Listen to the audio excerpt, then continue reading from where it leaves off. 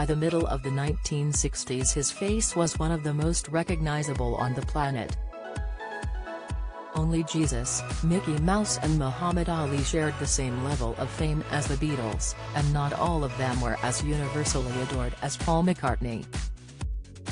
There had never been a group of musicians who had sold as many records, awoken an entire generation or caused such hysteria. In 1 week in 1964 they held all 5 spots at the top of the US Billboard 100, an achievement no performers have got close to since. By 1966 the mania they inspired whenever they played live had become so wild and dangerous they had to stop touring. The Fab Four would go on to sell 600 million albums worldwide, with 20 #1 US singles, and be universally regarded, by some distance, as the greatest pop group of all time. McCartney would form Wings, one of the biggest-selling bands of the 1970s, and launch a long solo career which led to him back to #1 just before the pandemic with his album McCartney 3.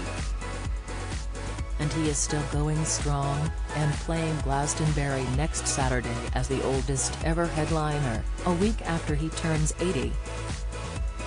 Imagine being that famous and that loved for that long. Imagine having Bob Dylan say of you, "I'm just in awe of him. He's about the only one I'm in awe of." Imagine having serious music critics pore over your extensive body of work and compare its melodic beauty to Mozart. Not bad for a kid who John Lennon's Aunt Mimi warned her nephew to stay away from, because he was just a scruff from Speak. James Paul McCartney was born on June 18, 1942, in Walton Hospital, Liverpool, where his mother, Mary, was a midwife. Paul would later brag that because his mum was a nurse he was the only boy in school who could spell phlegm. His father, Jim, missed his son's birth as the Second World War was raging and he was working as a volunteer firefighter.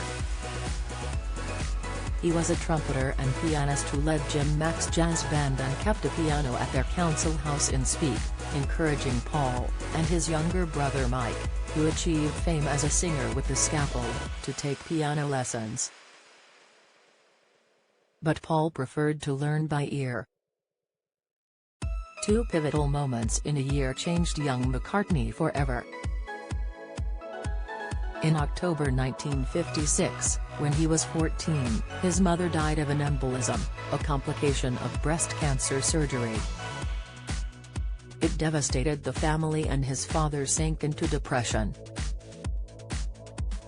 "That was the worst thing for me, seeing my dad cry," Paul would later say.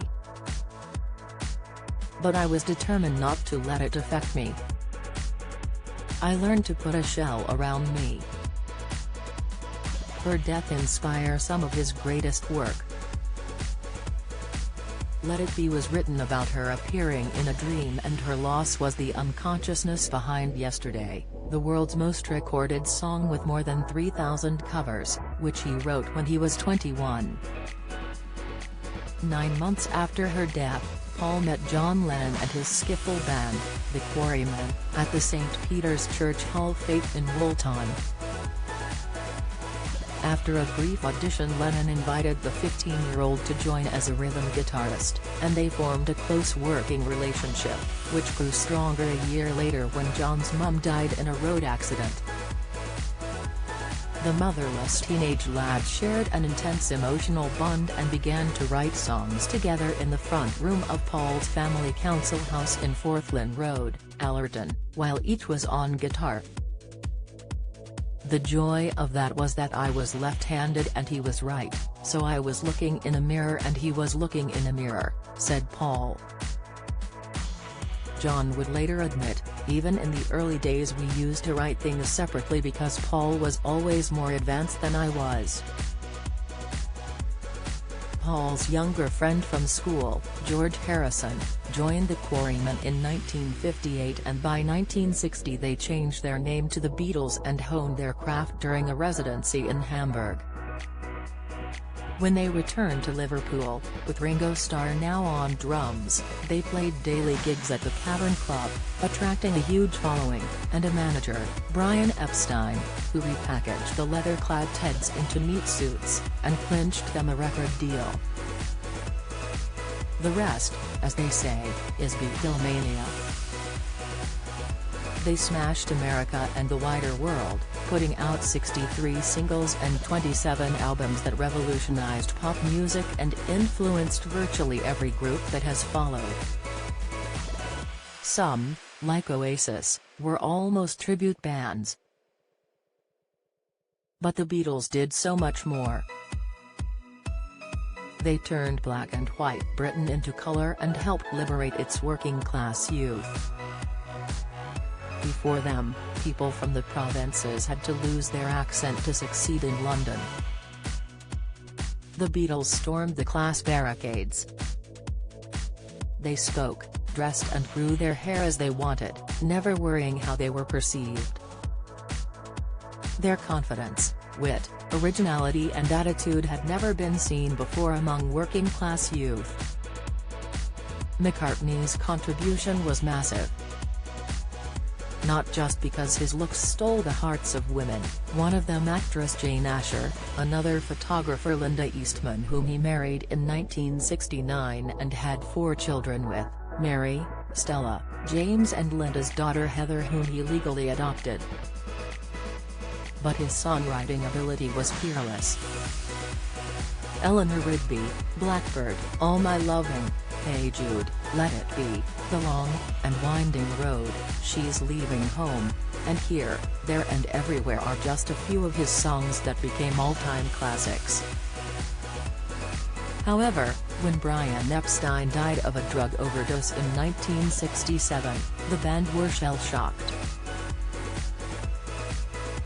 Lennon at this point was becoming bored with the whole Fab Four circus, so McCartney, as he had done when his mother died, stepped up to the plate and assumed leadership of the group.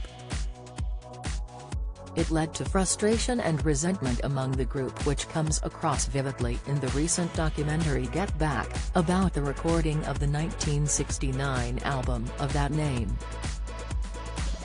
In it, Paul argues with the others, urging them to achieve perfection while they appeared disillusioned. They disbanded a year later in the wake of creative disagreements, business squabbles, and personality clashes. Paul was unfairly blamed for the split when he desperately wanted to keep the Beatles together. But the film also shows how they never stopped being 4 lads from Liverpool who loved each other's company. And it showcases McCartney's sublime songwriting ability as he writes Get Back on his guitar from scratch, the melody and words pouring out of him in a trance-like state. Another great songwriter, James Taylor, said, "Paul is like an impressionist painter. The pieces of his music are so elementary, yet the overall thing is so sophisticated." The film also reminded viewers that McCartney is a musical genius.